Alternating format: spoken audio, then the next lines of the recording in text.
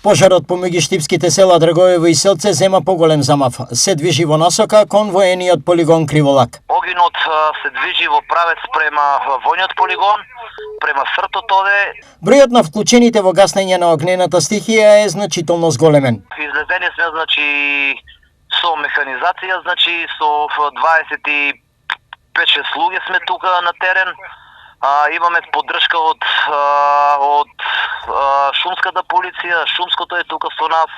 Имаме лица од полицијата, што ги возат пинцгаурите. Каде можеме со нив гасеме, каде не, одеме со метли, со мишиња гасеме. Непристапен терен и имаме жариште на неколку места. Прашање на време е кога се очекува воздушната поддршка. Уште од вчера, е зборено, најавена и надевам се у текот на денот, ќе ми пратат и воздушна поддршка. Со ископ на ров, како заштитна бариера, промената е насоката на огнот и спасено е селото Селце.